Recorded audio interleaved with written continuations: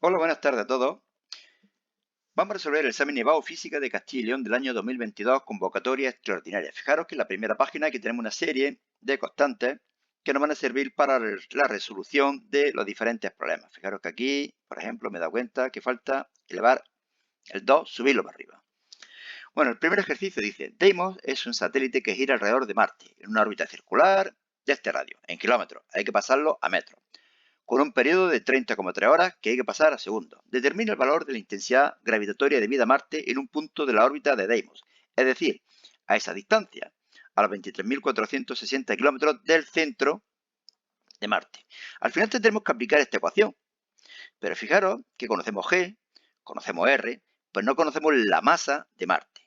Vamos a tratar de averiguarla sabiendo R. Bueno, para lo cual, como siempre, igualamos la fuerza de atracción gravitatoria con la centrípeta, despejamos V, pero V es constante, puesto que la órbita es circular y por lo tanto igual a espacio partido tiempo, 2πr partido t. V cuadrado será igual a 4πr cuadrado partido t cuadrado, pero también es igual a gm partido r. Y de aquí podemos despejar lo que necesitemos en cada problema. O r, o t, o v, o m, o g, en este caso m. Lo conocemos todo, sustituimos, calculamos y obtenemos un valor de 6,424 por 10 elevado a 23 kilogramos. Fijaros que en este tipo de problemas de satélites, planetas, etcétera, bueno, tenemos una idea de los resultados que tienen que salir. La masa de Marte es un poco menor que la Tierra. Evidentemente no puede salir 10.400 millones de 10 elevado a 28. Es decir, tiene que ser resultado razonable. Ni tampoco pueden salir 3 gramos. Este resultado parece razonable, lo incluimos en esta ecuación y obtenemos este valor, 0,078. Fijaros que parece pequeña la gravedad, pero es que no estamos en la superficie de Deimos.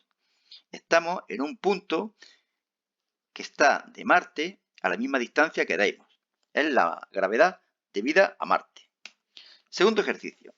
En abril del 21 se corrigió la altitud sobre la superficie de la Tierra a la que orbita la Estación Espacial Internacional, de forma que su valor alcanzó los 420 kilómetros, tras un aumento de 360 metros.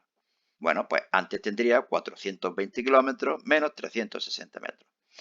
Sabiendo que su masa es tal, determina la energía que aportarán sus motores para conseguir esa modificación. Igual que antes, despejamos V y ahora deducimos esta ecuación que todos conocéis para la energía mecánica, sumando la cinética y la potencial.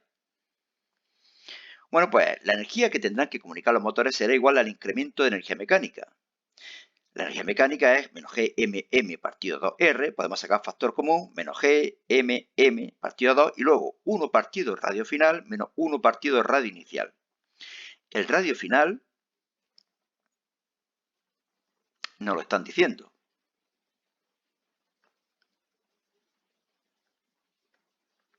Los 420 kilómetros se los tendremos que sumar al radio de la Tierra y obtenemos este valor de aquí. Y a ese valor de aquí le quitamos 360 metros. Es decir, fijaros que es prácticamente lo mismo, menos 360 metros. Aquí lo conocemos todo y obtenemos un valor de 6,54 por 10 elevado a 8. Evidentemente tiene que salir un valor positivo. Es una energía que estamos suministrando al satélite. 3. Dos cargas puntuales de 4 microcoulombios, 10 elevado a menos 6, se encuentran situadas en los puntos 2,0 y menos 2,0. Estas dos cargas de 4 microcoulombios. Calcule el trabajo necesario para trasladar una carga de 2 microcoulombios, esta de aquí, la roja, la pequeñita, desde el punto menos 1, 0 al 0, menos 3. Y me da lo mismo el recorrido, ¿de acuerdo? El campo es conservativo y por lo tanto el trabajo que efectúa no depende de la trayectoria seguida. Razones si dicho trabajo se ha realizado a favor o en contra del campo. Bueno, pues lo primero que vamos a hacer es calcular el potencial eléctrico en el punto menos 1, 0 y el potencial eléctrico en el punto 0, menos 3. Será debido a la carga 1 o a la carga A y a la carga B. Sacamos factor común K, Q sub A, que vale 4 microcoulombios, Q sub B, que también vale 4 microcoulombios, distancia inicial 1 y 3. Valor 48.000 julios por coulombio.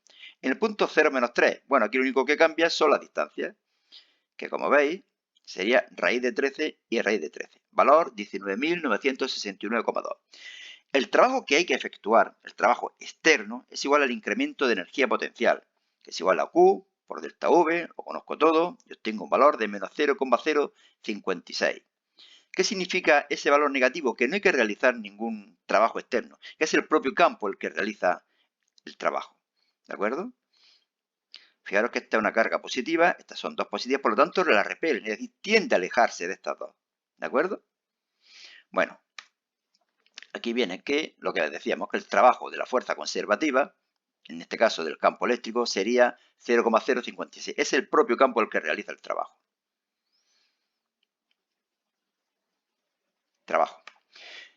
Ejercicio 4. Un protón penetra perpendicularmente a un campo magnético de uniforme de 3 teslas. Si el protón se mueve con una energía cinética de 4 megaelectronvoltios, ¿qué fuerza ejerce el campo sobre el protón?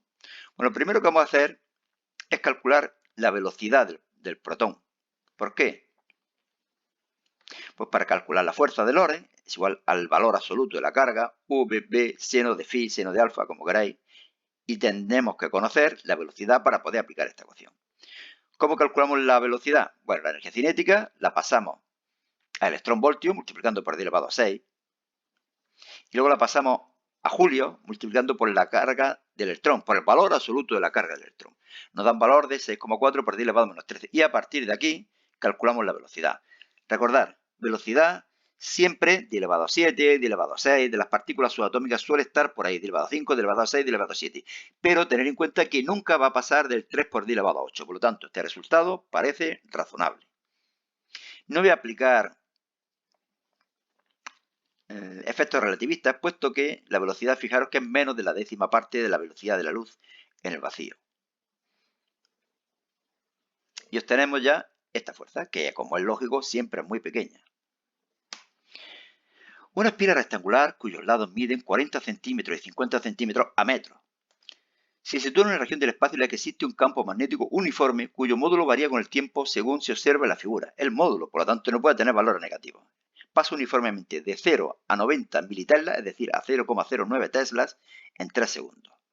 Y luego, desde 3 hasta 10, es decir, en 7 segundos, permanece constante. Si permanece constante el campo magnético, también permanece constante el flujo magnético y por lo tanto no hay variación del flujo magnético y por ello no hay corriente inducida. Luego, posteriormente, desde 10 hasta 20, en otros 10 segundos, desciende el campo magnético hasta 0. Fijaros que el primer aumento es muy rápido, el primer aumento es muy rápido, mientras que el segundo, como decrece aquí, el campo magnético lo hace más lentamente. Por lo tanto, la fuerza electromotriz inducida será mayor en el primer tramo que en el tercero. Evidentemente en el segundo, 0. Vamos a demostrarlo matemáticamente. Fuerza electromotriz menos la derivada del flujo con respecto al tiempo. Como son en variaciones lineales, podemos sustituir las derivadas por incrementos. En vez de flujo, producto escalar de B, S, coseno de phi. Pero S es constante. Y el coseno del ángulo también es constante. Aquí lo que está cambiando es el campo magnético en función del tiempo. Bueno, pues lo conozco todo y obtengo menos 6 milivoltios. Fijaros que en el segundo es 0 y el tercero que decía es un valor más pequeño, 1,8 milivoltios. Este signo menos, recordar que lo único que indica es que se crea una corriente eléctrica que crea un campo magnético inducido que se opone a la diferencia que ha habido en el flujo magnético. Esta sería la representación. En los 3 primeros segundos el potencial era menos 6 en milivoltios. Luego había un periodo de tiempo desde 3 hasta 10 donde la fuerza electromotriz es 0 y luego pasaba bruscamente a valer, pues no sé si era 1,8, creo que era 1,8 milivoltios. A ver si era 1,8 exactamente. Pasamos. Una onda armónica, este problema, no sé cómo lo pueden poner tan fácil, si no me he equivocado, claro. Una onda armónica de frecuencia 75 Hz se propaga por un medio con una velocidad de 125 metros segundo menos 1. Determine la distancia mínima entre dos puntos del medio que se encuentran en oposición de fase. Dos puntos en fase están separados por una longitud de onda. Dos puntos en oposición de fase están separados como mínimo por media longitud de onda. Si la longitud de onda es igual a v partido f, la distancia será igual a lambda partido 2, o lo que es lo mismo v partido 2f. Sustituyo, calculo y obtengo 0,83 metros. Esta es una sonda. Bellísimo. 7. Una fuente sonora puntual emite con una potencia de 80 vatios. Determine el nivel de intensidad sonora en los puntos distantes 10 metros de la fuente y la distancia a la fuente a la que el nivel de intensidad es 130. Evidentemente tiene que estar más cerca. La intensidad a los 10 metros, potencia partido superficie, lo conozco todo, la superficie es de una esfera, claro, 4 pi r cuadrado, y obtengo la intensidad a los 10 metros. Por lo tanto, el nivel de intensidad sonora, beta, y el logaritmo de i partido sub 0, lo conozco todo, 108,1 decibelios. Me alejo, por lo tanto, el nivel de intensidad va a disminuir. Va a disminuir, digo, me tengo que acercar. Me tengo que acercar para que el nivel de intensidad sonora sea mayor. 130. Aquí calculamos i. Resulta ser 10 elevado a 1, o lo que es lo mismo, 10. Y una vez que sabemos i, podemos calcular la distancia. S es 4 pi r cuadrado, p partido i, raíz cuadrada, 0,8 metros. Fijaros que me he tenido que acercar bastante para que el nivel de intensidad sonora pase de 108 a 130. 8. Un rayo de luz incide desde el aire sobre la superficie lateral de un largo bloque rectangular de vidrio, el que tenemos aquí representado. Índice de refracción del vidrio, 1,62. Una película de agua con índice de refracción 1,33. 1,62, 1,33. Por ello se puede dar aquí la reflexión total. Porque el índice de refracción del vidrio es mayor que el del agua. Determine el máximo valor del ángulo alfa, este de aquí, para que el rayo se refleje completamente en la cara superior del bloque. Vamos a aplicar dos veces la ley de Snell. En primer lugar, aquí. ¿De acuerdo? Vamos a calcular el ángulo límite. Segunda ley de Snell, lo conozco todo, de espejo L, ten en cuenta que el ángulo de refracción sería 90 grados. Yo tengo un valor de 55,2 grados. Si estos 55,2 grados, ángulo del rayo con la normal, este ángulo de aquí tendrá que ser 90 menos 55,2, que es 34,8. Entonces aquí vuelvo a aplicar la segunda ley de Snell. De nuevo lo conozco todo, menos i ahora, lo que es lo mismo, alfa, y resulta ser 67,6. ¿De acuerdo? Si el ángulo es mayor, si el ángulo es mayor que este ángulo, si viene hacia acá, esto vendría más hacia acá, y por lo tanto se produciría la refracción, que es lo que no queremos. ¿De acuerdo? 9. Se desea proyectar un objeto sobre una pantalla situada a 36 centímetros del mismo, es decir, 36 centímetros entre la pantalla y el objeto, y en medio tiene que estar la lente. Por lo tanto, S', que es la distancia que hay desde la lente hasta la pantalla, menos S, que es la distancia que separa el objeto de la lente, tiene que ser 36. ¿Por qué digo menos? Si en distancia serían más, ¿no? La suma de las dos distancias. Pero es que las distancias que están a la izquierda de la lente son negativas. Por eso hay que poner un signo menos. Porque menos sería más. Aquí en el ejemplo lo podéis ver. Esta distancia tiene que ser 36 centímetros. Esto vale 24, pero si esto es 12, si esta distancia es 12, ese sería menos 12. ¿De acuerdo? Sería entonces, por lo tanto, 24 menos 12 igual a 36. Bueno, nos piden que determinemos en qué posiciones se debe situar la lente. Bueno, pues aplicamos estas ecuaciones de aquí que todos conocéis. 1F', 1S', 1S. Recordad, distancia a la derecha y arriba positiva, abajo y a la izquierda negativa. En vez de poner S', podemos poner 36 más S. Y aquí hay una ecuación solamente, una ecuación de segundo grado, que tiene dos soluciones. Es igual a menos 12 y es igual a menos 24. Es decir, que la distancia entre la lente y el objeto tiene que ser o 12 o 24. Si es 12, y siendo por lo tanto S menos 12, obtenemos el valor de S' igual a 24. Y' partido I igual a menos 2. Y lo mismo hacemos con menos 24. Y' partido I menos 0,5. Es decir, que la imagen siempre es invertida, pero la imagen puede ser el doble del grande de lo que era el objeto o la mitad de lo que era el objeto. Bueno, aquí lo tenéis explicado y aquí tenéis el dibujillo. Fijaros que el objeto, si esta distancia es 12 centímetros, la imagen es el doble de grande. Mientras que si esta distancia es 24 centímetros, la imagen es la mitad del objeto. Y 10. Calcule la longitud de onda asociada a un electrón que partiendo del reposo es acelerado mediante una diferencia potencial de 3250 voltios. Aplicamos, alguien se puede saber de memoria esta ecuación, pero bueno, aplicamos el principio de conservación de la energía mecánica, puesto que el electrón solamente está sometido a una fuerza conservativa, que es la fuerza del campo eléctrico. De aquí despejamos V y obtenemos este valor de aquí. Fijaros que la carga del electrón es negativa. Con esta negativa es positiva y por lo tanto delta V tiene que ser positivo.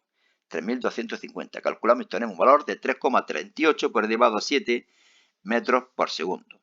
Aquí vuelve a pasar lo mismo que en otro problema que vimos anteriormente, y es que la velocidad es aproximadamente la décima parte de la velocidad de la luz en el vacío y por lo tanto no vamos a tener en cuenta los factores relativistas. ¿Cuándo hay que tenerlo en cuenta? Pues cuando sea por lo menos un 25, un 30%, una cosa así. ¿De acuerdo? Y elevado a 8 aproximadamente. Y ahora ya podemos calcular la longitud de onda asociada. HMV 2,15 por elevado a menos 11 metros. 11. Larguilla, ¿no? Cuando una superficie metal es iluminada con esta longitud de onda, el valor del potencial de frenado es 0,24. Vale. Las cargas negativas se frenan hacia disminuciones de potencial eléctrico. Por lo tanto, vamos a tener que incluir delta V igual a menos 0,24. Vamos a ver cómo tiene que ser negativo. Vamos a aplicar de nuevo el principio de conservación de la energía mecánica. Incremento de cinética, incremento de potencial, igual a 0. Incremento de energía cinética. La final es 0 y la inicial no la sabemos, energía cinética. El incremento de energía potencial es Q delta V. De aquí despejamos la energía cinética. Y esto tiene que ser positivo. Como la carga es negativa, delta V tiene que ser negativo. Y nos da un valor de 3,84 por 10 elevado a menos 20. Y ahora aplicamos la ecuación de Einstein del efecto fotoeléctrico. La energía de los fotones será igual al trabajo de extracción más energía cinética máxima. En vez de energía de los fotones podemos poner Hc partido lambda. En vez de poner trabajo de extracción podemos poner H por la frecuencia umbral y la energía cinética que la conocemos. Despejamos de todo este mogollón la frecuencia umbral. Vosotros estáis más acostumbrados aquí a poner números y despejar los números, pero también se puede despejar las letras. ¿De acuerdo? Y obtener un valor de 1,12 por 10 elevado a 15 Hz. Normalmente en este tipo de problemas, sobre 10 elevado a 15 es la frecuencia normal que se utiliza en los problemas de efecto fotoeléctrico. Bueno, me parece que quedan todavía 4 problemas por ahí. Si repentinamente se duplicara la masa de la Luna, ¿cómo variaría su periodo de rotación alrededor de la Tierra? ¿Y si fuera la Tierra la que duplicara su masa? Fijaros que llegamos a esta ecuación, como siempre, ¿no? Con la misma estrategia de siempre. Fijaros que aquí está la masa de la Tierra, pero no está la masa de la Luna. Por lo tanto, si duplicamos la masa de la Luna, no ocurre nada. Sin embargo, si duplicamos la masa de la Tierra, fijaros que esto sería el periodo normal, el periodo segundo, es decir, una vez que hayamos duplicado la masa de la Tierra, aquí tendríamos que poner 2m, y si dividimos T2 entre T1, me quedaría 1 partido de raíz de 2. Por lo tanto, el periodo sería igual a T1 dividido raíz de 2. Disminuiría. B2. Razone la veracidad o falsedad de la siguiente afirmación. Dos conductores rectilíneos e indefinidos se repelen cuando por ellos circulan corrientes en sentido opuesto. Verdadero, como vemos aquí.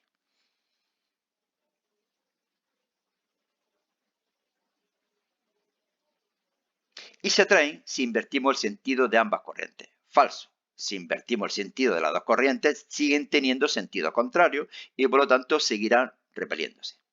Podéis leerlo con detenimiento pausando el vídeo. 3. Por el centro de una espira circular y en dirección perpendicular al plano de la espira, hay un hilo conductor más largo, muy largo, por el que circula corriente de intensidad constante. Este de aquí. La espira comienza a moverse hacia arriba, manteniéndose su plano siempre perpendicular al hilo. Razone cómo varía la fuerza electromotriz inducida. Bueno, pues en cada punto que hay cerca o en la región donde se encuentra la corriente eléctrica, aparece un campo magnético cuyo sentido y dirección podemos determinarlo con la regla de la mano derecha. Fijaros que aquí, en este punto iría hacia adentro, en este punto iría hacia la izquierda, hacia afuera y hacia la derecha. pero no atravesaría una espira que viéramos por aquí.